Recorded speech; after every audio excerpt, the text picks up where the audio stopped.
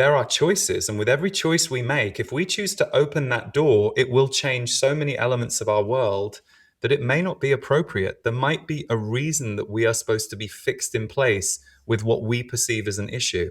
And the Z's spoke about this.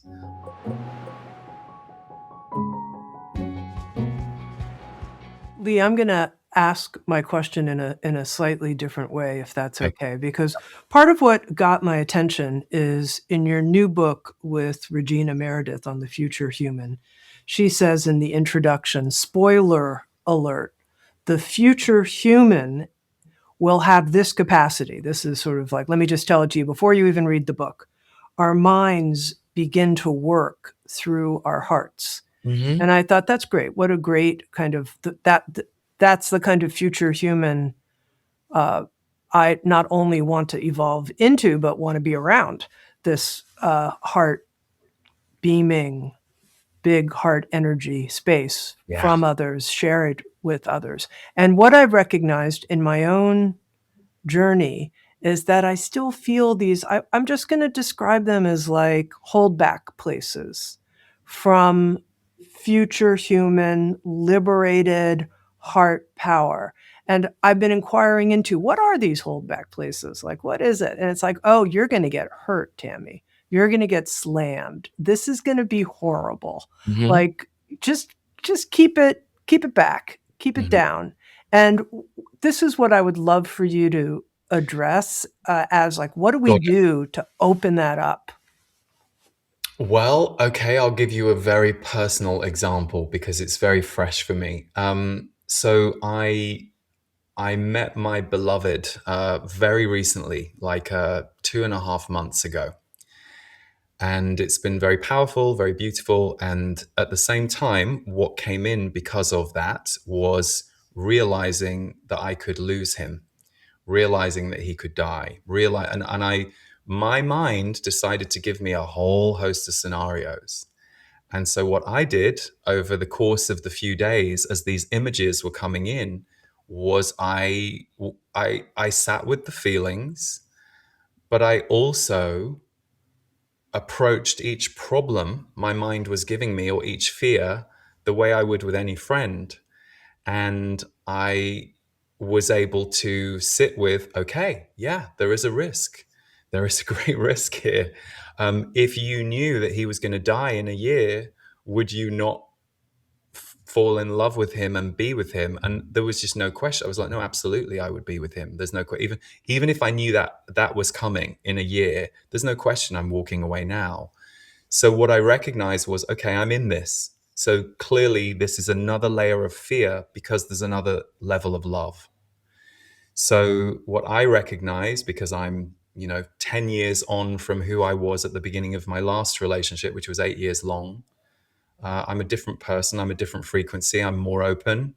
I've met someone who's a match for that. And so now comes up some of the basement. And as I move into this expanded love space, my soul, my human personality wants to show me, Lee, now let's look at this fear that you're now going to have in your life as part of the deal. If you love this person this much, there's now someone who you're going to be concerned about when they're off in, places.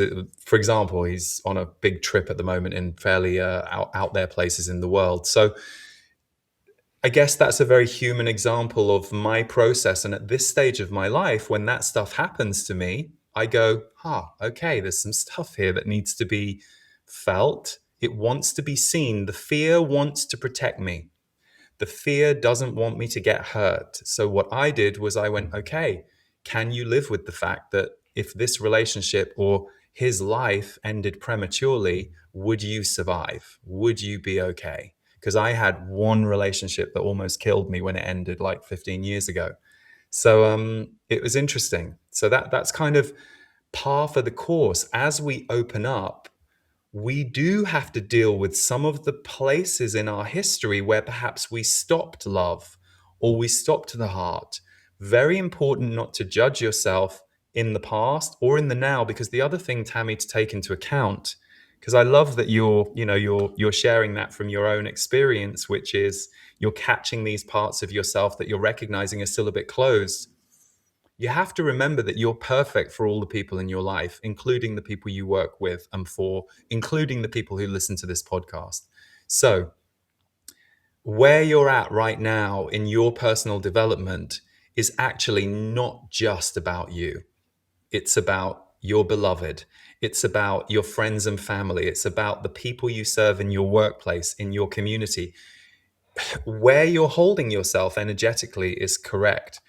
I had an experience where I was in Boulder, and there was a lot. When I was in Boulder, I experienced a lot of um, extraterrestrial activity in the area I was living, and it was subtle, but it was very present. And one day I was offered the opportunity to meet one.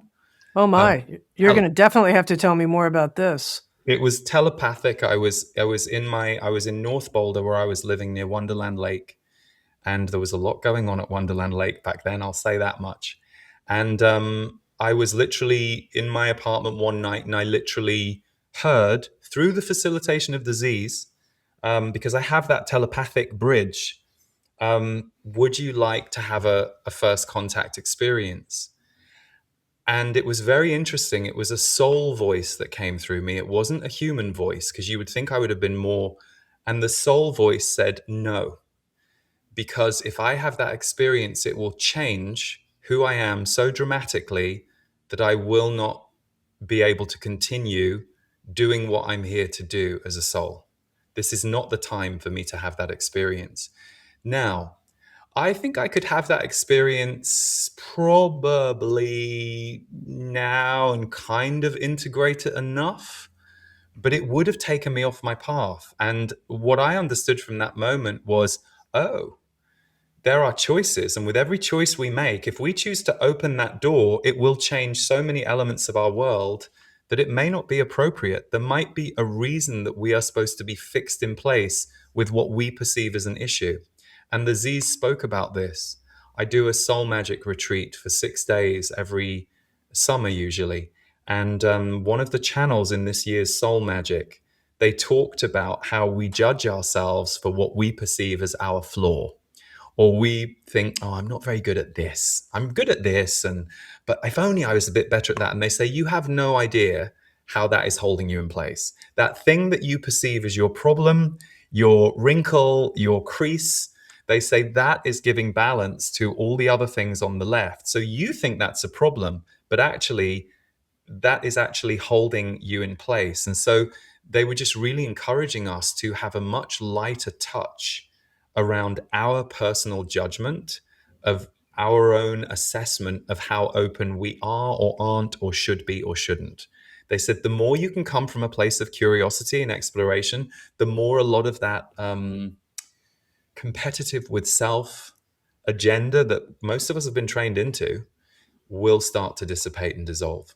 Discover on-demand videos and docuseries, explore a full schedule of daily live classes, and become part of an incredible community. At Sounds True One, we invite you inward to find your way, your way.